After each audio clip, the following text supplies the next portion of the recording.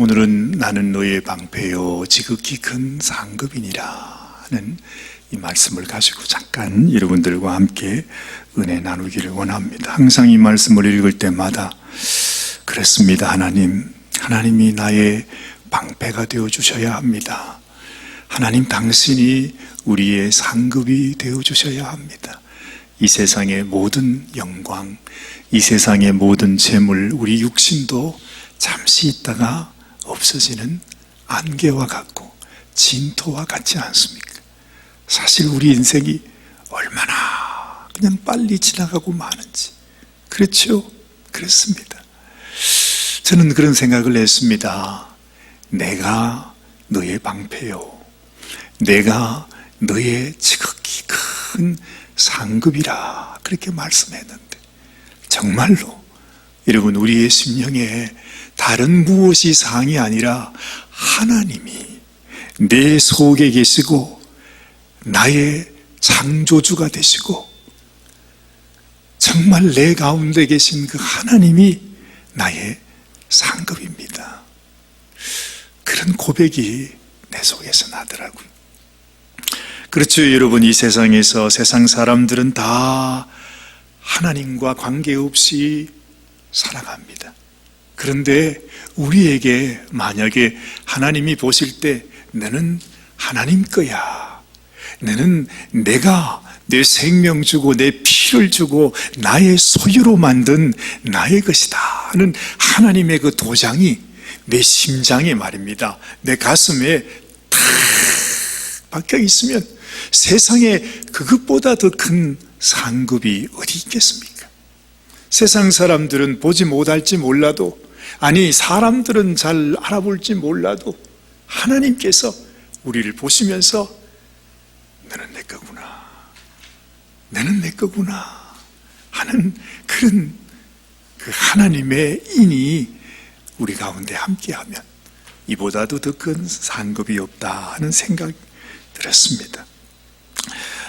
여러분들도 여러분이 말씀에 여러분의 이름을 넣어서 한번 같이 읽어보면 좋겠어요. 아브라함 대신에 여러분을 이름을 넣어가지고 다시 한번 읽겠습니다. 이후에 여호와의 말씀이 환상 중에 오 기현에게 임하여 이르시되, 기현아 두려워하지 말라. 나는 네 방패요 너의 지극히 큰 상급이니라. 왜 이름을 안 넣으세요? 저만 이름 넣었네. 속으로 넣으신 것입니까? 여러분, 이것이 나를 향한 말씀이다 하는 것. 그렇지요. 그런데 여러분, 지난 주일에 우리가 창세기 12장에서 하나님께서 아브라함에게 너는 복의 근원이 될 것이라 하는 약속을 주셨습니다. 오늘은 15장 아닙니까? 12장에서 15장, 이제 14장까지 도대체 무슨 일이 있었길래 하나님께서 이 아브라함에게 이렇게, 아니 복의 근원이라고 그랬다가 그때는 사실은 좀 막연했잖아요. 오늘은 내가 너의 방패요, 내가 너의 지극히 큰 상급이라. 도대체 이렇게 말씀하시는 이유가 뭘까? 한번 오늘 같이 생각해 보기를 원해요. 사실 우리가 여기에 이름만 바꾸어 넣는다고 해서 이 약속이 우리 약속이 되는 것은 아닙니다. 여러분, 우리는 늘 공짜를 좋아하잖아요. 누구 이름 빼고 내 이름 탁 집어넣고 말이죠. 이게 내 겁니다 뭐 이럴 수 있는데, 그런데 사실은 뭐든지 우리가 공짜로 가지려고 하면 그것이 문제가 되는 것입니다. 그래서 어떤 사람들은 하나님의 은혜도요, 너무 쉽게 말해요. 하나님의 은혜는 공짜입니다 그렇게 말해요. 그런데 그렇습니까? 하나님의 은혜가 공짜입니까?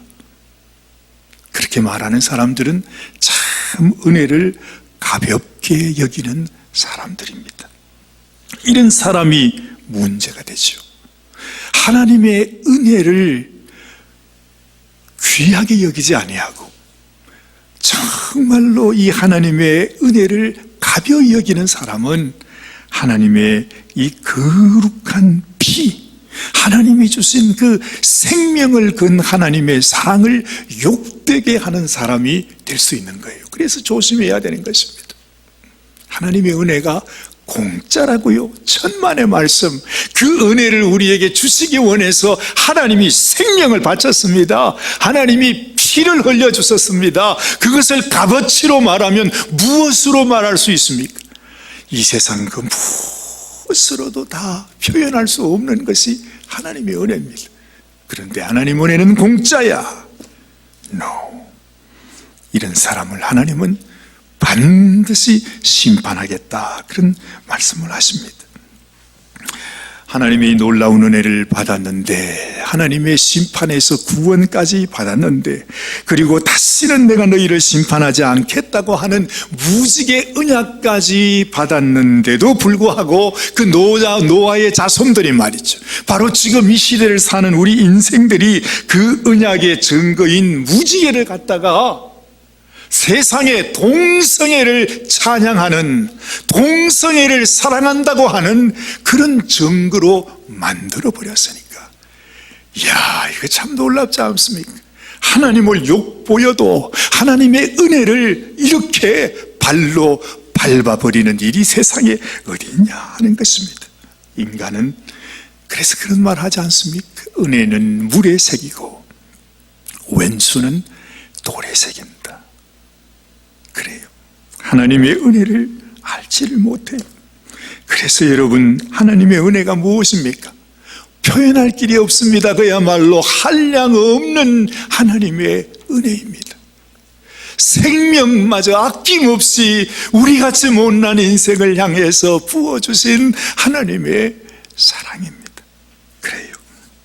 그 하나님의 은혜와 사랑을 내 마음 깊이 알면서, 생각하면서, 늘 감사하면서 살아가는 것이 우리 성도의 삶이 아니겠는가 하는 것입니다.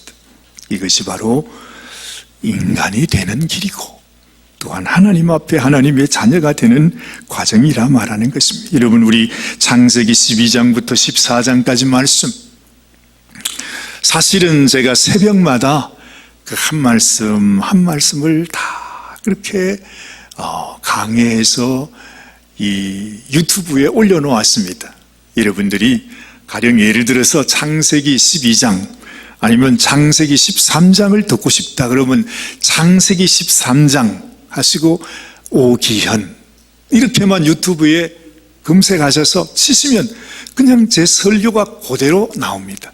오늘은 창세기 14장 15장 원하시는 대로 뭐든지, 그지요? 그래서 저는 여러분들이 새벽 기도회는 다 못 나오신다 할지라도 꼭 하나님이 무슨 말씀을 하셨을까, 그 말씀을 꼭 한번 들어보시기를 권합니다. 너무 그냥 지나가기가 아까워요. 그래서 여러분들에게 오늘 지난 한 주간 동안에 하나님이 주신 말씀을 다시 한번 여러분들에게 알려드리고 싶습니다. 하나님께서 아브라함에게 복의 근원이 되게 하셨다 약속을 하셨습니다.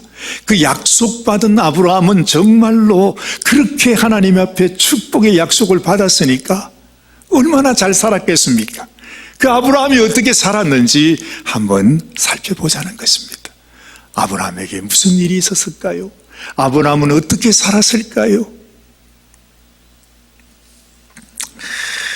하나님의 축복이 아브라함의 현실이 되기 위해서 아브라함에게 어떤 일이 일어났는지 여러분 꼭 기억할 수 있게 되기를 바랍니다. 첫 번째, 아브라함이 어떤 일이 있었는가? 아브라함이 가나안 땅에 들어갔는데 얼마나 큰 기대를 가지고 들어갔겠습니까? 근데 들어갔는데 이게 웬일이에요? 가자마자 기근이 들었어.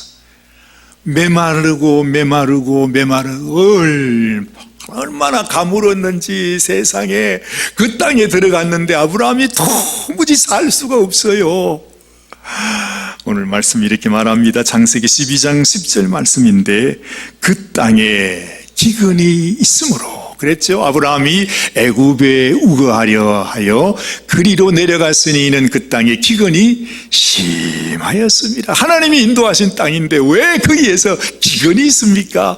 참 이것도 알지 못할 일입니다. 근데 그 기근이 보통 기근이 아니라, 요즘 한국에 완전히 홍수 때문에 온 나라가 초상집이 됐다고 그러지 않습니까? 정말로. 그런데 아브라함이 하나님의 인도하심을 받은 가나안 땅에도 세상에 홍수가 아니라 기근이 생겼습니다. 도무지 살래야 살 수가 없어서 이 아브라함이 자기 식졸들을 다 데리고서 가나안 땅을 떠나서 이민을 갑니다. 애굽으로 이민을 갑니다. 요즘 말하면 미국에 이민 온 것입니다. 내가 이 땅에 도무지 살 수가 없다, 떠나자 해서 떠나간 것입니다. 아브라함의 세상에 그런 일이 생겼습니다. 자, 여러분 나름대로 꾀를 내었습니다. 객지에서 어떻게 하든지 또 험악한 일을 당할까 봐 자신을 보호하기 위해서 아내를 루이라고 거짓말을 했습니다. 그런데 세상에 그 말 때문에 정말로 아내를 뺏겨버렸습니다. 그것도 동네 사람한테 뺏긴 게 아니라 그 나라의 왕에게 뺏겼어요. 왜냐하면 그 사라가 너무너무 이뻐가지고 세상에, 아니 애굽에는 이렇게 이쁜 여인이 없는데 그 사례가 그렇게 이뻤던 모양입니다. 난리가 났습니다. 세상에 말이 쉽지 여러분, 이게 보통 일입니까? 그 객지에 갔는데 여러분 거기에 있는 왕에게 자기 마누라를 뺏겼어요.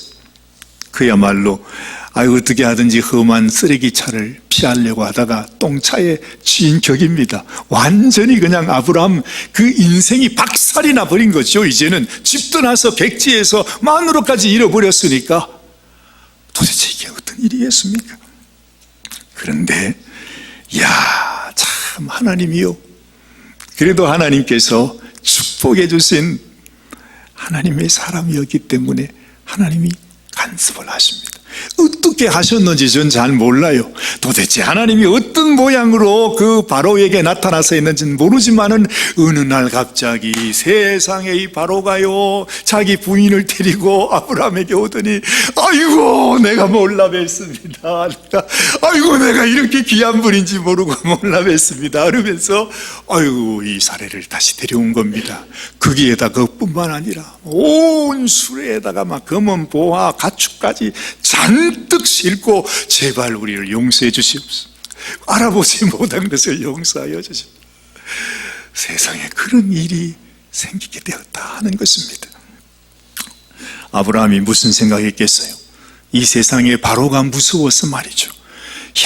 내가 이 객지에서 내가 무서워서 어떻게 살고 그렇게 생각했는데 세상에 바로왕하고는 비교할 수 없는 분이 바로 자신의 왕 하나님이셨다는 거죠. 하나님이 얼마나 놀라우셨길래, 도대체 얼마나 높으신 분이길래 하루아침에 바로의 마음이 변해가지고 이런 일이 있게 되냐는 거죠. 알았습니다. 아브라함이 그렇구나, 하나님은 진실로 살아계신 하나님이시구나. 나는 그 하나님을 다 알 수 없어도 하나님은 내가 생각할 수 없는, 가늠할 수조차 없는 위대하신 왕이시구나 하는 것을 아주 그냥 뼛속 깊이 깨닫는 그런 경험을 하게 된 것입니다. 두 번째, 이 아브라함이 이제 가나안 땅에 왔습니다. 졸지에 거부가 되었습니다. 애굽에서 좋다는 것은 다 가지고 왔으니 말이죠. 하여튼 부자가 되었습니다. 그런데 이제 아브라함만 쫓아다니던 롯이 있었잖아요. 롯은 어릴 때부터 아버지가 일찍 돌아가셔가지고서 자기를 거둘 부모가 없습니다. 그래서 아주 기저귀 찰 때부터 아주 이 아브라함이 롯을 거두어서 자기 조카인데 그렇게 키웠단 말이죠. 지금까지는 그냥 아브라함만 쫓아다니면서 그냥 밥숟가락 놓고 이렇게 살았는데 애굽 갔다 오더니 갑자기 부자가 됐잖아요. 아브라함이 부자가 되니까 이 롯도 얼마나 부자가 됐겠어요. 자기가 이제 돈을 좀 가지고 부자가 됐다고 세상에 삼촌한테 말이죠. 삼촌, 이건 내 겁니다. 이거 건드리지 마세요. 이러면서 삼촌한테 대들기를 시작하는 것입니다. 이야, 참 사람 마음 무섭습니다. 얼마나 참 간사하고 악한지 몰라요. 여러분, 이렇게 다툼이 생겨납니다. 부모 없는 아이를 거두어 주었는데 이제는 자기가 좀 살게 됐다고 교만해진 것입니다. 사람이요, 살다 보면 어쩔 수가 없어요. 그렇게 그냥 그냥 막 죽도록 사랑한다고 했던 마누라도 살다 보면 티각티각 얼마나 많이 싸웁니까? 그지요? 정말로 그게 인생입니다. 아니, 집에서 자기 아내와도 그렇게 싸우면 이 세상 나가서는 얼마나 많이 싸우겠어요? 지금 들려오는 얘기를 보니까 정말 초등학교 1학년 교실에서부터 그런 얘기 여러분 들으셨죠? 선생님이 얼마나 힘들었으면 아주 선생님이 그냥 목을 매일 정도로 사람이 모이는 곳이면 그냥 어디든지 다툼이 있어요. 어디든지 싸움이 있는 것입니다. 심지어 교회 안에도 마찬가지입니다. 끊임없이 다툼이 일어납니다. 참, 이 세상은 어쩔 수가 없는 것입니다. 마치 장마철에 우리 반지하반에 가보면 곰팡이가 막 쓰는 것처럼 말이죠. 사람이 모인 곳에는 다 그런 것들로 차요. 내 마음 미움과 시기와 질투와 다툼이 끊임없이 일어나게 되는 것입니다. 그렇잖아요. 여러분도 잘 아시지 않습니까? 그렇죠. 그런데 아브라함을 한번 보십시오. 아브라함이요, 롯에게 이렇게 말합니다. 세상에 창세기 13장 8절 9절 말씀이죠. 한번 보십시다. 아브라함이 롯에게 이르되 우리는 한 고륙이라. 나나 너나 내 목자나 네 목자나 서로 다투지 말자. 네 앞에 온 땅이 있지 아니하냐. 나를 떠나라. 네가 좌하면 나는 우하고 내가 우하면 나는 좌리라. 얘야, 좋다. 그래, 네 말이 옳다. 그래, 네가 원하는 대로 다 해라. 네 좋을 대로 다 해라. 네가 좌하면 내가 우하고 네가 우하면 내가 좌하겠다. 모든 것을 다 롯에게 다 양보하면서 대신에 우리가 다투지는 말자. 우리가 한 혈육인데 어떻게 우리가 서로 다툴 수가 있느냐? 하나님이 뭐라고 생각하시겠느냐? 그래도 하나님이 나를 복에 거론되게 하신다고 하셨는데 다투지는 말아야지. 최소한 내 가진 재산 네가 다 가져가. 네가 좋은 대로 다 해. 그 대신 우리가 서로 싸우지는 말자. 이게 아브라함의 마음입니다. 참, 하나님이 이 아브라함의 마음을 보시고 얼마나 좋았겠어요. 야, 아브라함아, 너 참 대단하구나. 아니, 너 그 정도 되는 줄은 몰랐다, 너. 그러면서 하나님께서 아브라함을 축복하신 것입니다. 아, 이 롯은 저 소돔 땅을 향해서 거기가 에덴 같았답니다. 애굽 같았답니다. 그렇게 좋은 땅으로 갔습니다. 이 아브라함은 자기가 갈 곳은 그 산골 광야길밖에 없습니다. 아주 그냥 살 수 있는 길도 없어요. 그런데 그때 하나님이 아브라함에게 말하잖아요. 아브라함아, 걱정하지 마라. 내가 너와 함께 하지 않느냐. 동서남북 네 모든 땅을 바라보라. 네가 보는 이 모든 땅을 내가 너에게 주리라. 얼마나 하나님 마음이 좋으셨으면 아브라함한테 말이라도 약속이라도 그렇게 하셨겠는가 하는 것입니다. 이것이 바로 아브라함의 마음이었습니다. 여러분, 우리들에게도 이런 마음이 있으면 좋겠어요. 무슨 일이 있더라도 내가 내 형제 자매들 탓하고 다투고 분쟁하고 이것만큼은 없어야 되지 않겠는가. 이게 아버지 하나님의 마음이라는 것입니다. 세 번째는 소돔 땅으로 옮겨갔던 롯이 결국 세상은 그렇습니다. 좋아 보이는 것 같은데, 아름다워 보이는 것 같은데 가까이 가서 보면 지저분하기가 이를 데가 없습니다. 아주 더럽고 추악합니다. 비열합니다. 비정합니다. 사람이 그렇습니다. 이런 세상에서 정말로 여러분, 우리가 사랑하는 여러분들을 볼 때 제가 너무너무 존경스럽습니다. 얼마나 힘드시겠습니까? 얼마나 어려우시겠습니까? 그러나 이런 세상 속에서도 내가 하나님을 기억하고 하나님을 섬기며 예배 자리에 나와서 하나님 앞에 나의 마음과 또한 나의 이 시간과 재물을 드리면서 하나님을 섬기며 산다는 것이 얼마나 귀한지 몰라요. 그런데 그 롯이 그렇게 좋아 보였던 소돔 땅에 갔더니 그 땅에서 자기들끼리 싸우는, 그냥 아주, 여러분 왜 조폭들이 싸울 때 말이죠, 어휴 몽둥이들 칼 들고 막 싸우는 거 여러분 가끔 영화 같은 데 보면 보시잖아요. 그거와 똑같지 않습니까? 이 세상 사람들이 네 편 내 편 해가지고 막 싸울 때 보면 정말 잔인하고 무섭습니다. 그죠? 그런데 이 롯이 제일 좋다고 간 곳이 그 한중간이었다는 것입니다. 그래요. 그런데 세상에 롯이 그 전쟁터에서 포로가 됐습니다. 여러분도 기억하시죠? 포로 신세가 얼마나 험악합니까? 6.25 동란 때 여러분 우리 왜 적군에 붙잡히면, 그죠? 그 포로들의 모습을 보세요. 그 롯이 꼭 그와 같은 신세가 되고 말았다는 것입니다. 참 놀랍습니다. 하나님께서 아브라함이 그 소식을 듣습니다. 근데 아브라함은 아무것도 없는 것 같았는데, 먹고 살기도 힘들 것 같았는데 도대체 무슨 힘으로 아브라함은 그 광야에서 살면서도 아브라함과 뜻이 맞는 사람들을 함께 하는 자신의 용사들이 있었답니다. 318명을 데리고서 밤중에 기습작전으로 해서 포로가 된 롯을 구해옵니다. 이야, 놀랍습니다. 예수 믿은 사람이 참 약한 것 같지만 강합니다. 아주 그냥 뼈도 없는 것 같은 것이 예수 믿는 사람이고, 정말로 예수 믿는 사람은 늘 그저 속임만 당하고 억울한 일만 당하고 아무 힘도 없는 것 같은데, 가난한 자 같으나 부하고, 그죠?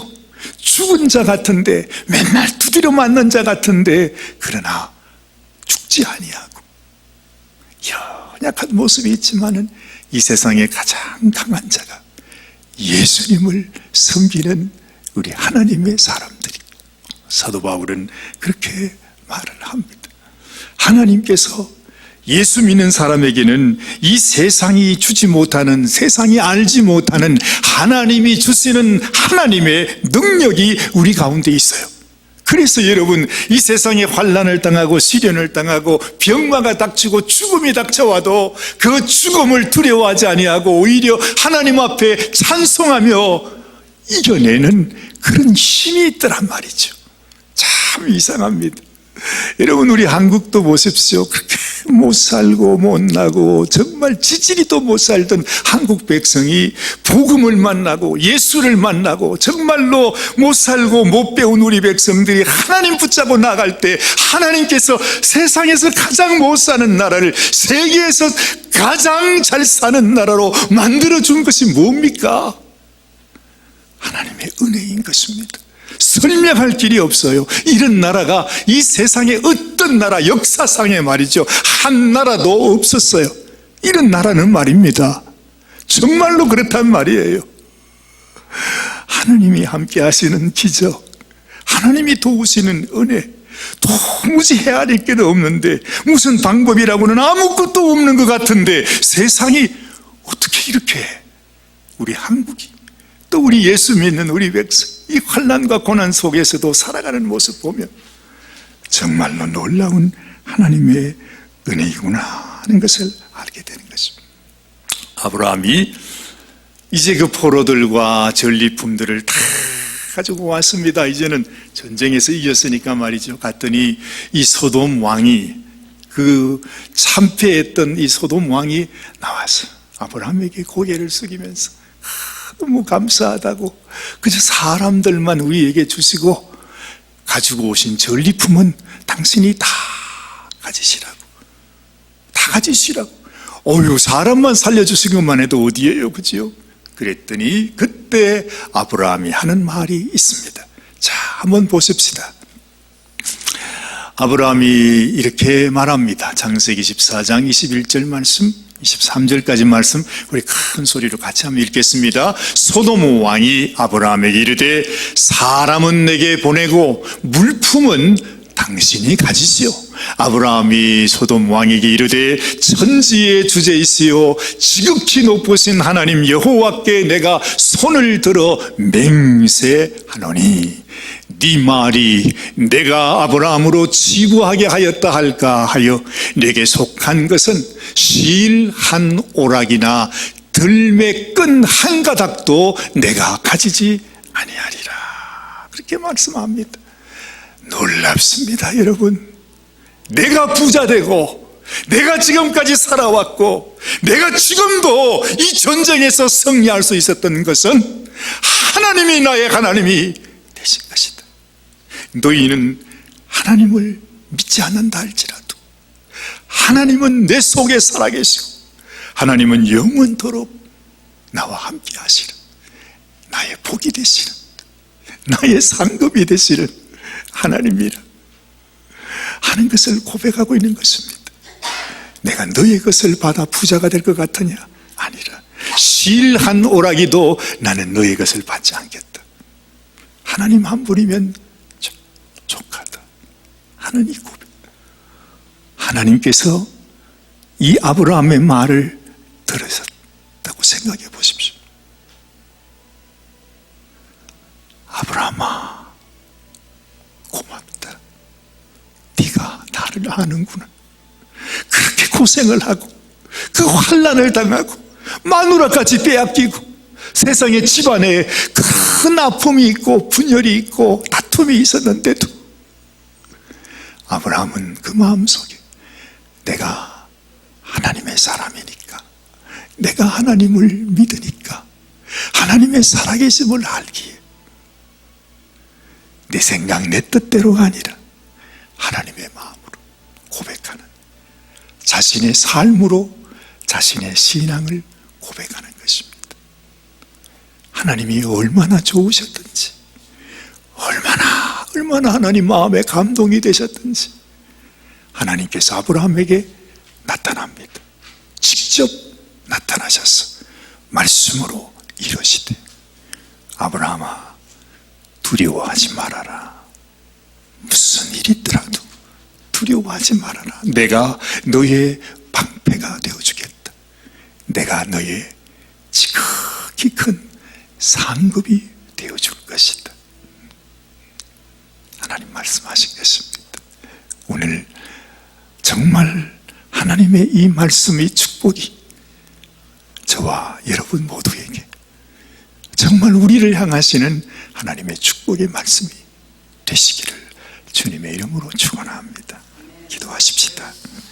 하나님 아버지, 아브라함이 겪었던 환난과 시련, 정말 안팎으로 다가왔던 많은 어려운 일들이 말로 다 할 수 없는 일이었습니다. 심지어 자기를 떠나갔던 그 롯이 전쟁통에 포로가 되는 일까지, 그래서 난데없이 전쟁에 참여하게 되는 이런 일까지 해야만 했던 아브라함. 하나님이 그에게 힘이 되어주지 아니하고 하나님이 붙들어주지 아니하면 어찌 그 일을 감당할 수 있었겠습니까? 포기할 수도 있었을 텐데 정말로 그 인생이 끝장날 수도 있었을 텐데 그 집안이 완전히 깨어져 버릴 수도 있었을 텐데 아브라함은 하나님의 마음을 따라서 하나님이 원하시는 대로 하나님이 기뻐하시는 것을 따라 그렇게 살았던 것을 알게 됩니다. 하나님, 우리도 이렇게 살아가다가 하나님 앞에 이런 복을 받는 귀한 당신의 성도들이 다 되게 하여 주시옵소서. 우리 주님 예수님의 귀하신 이름 받들어 간절히 기도드리옵나이다. 아멘, 아멘.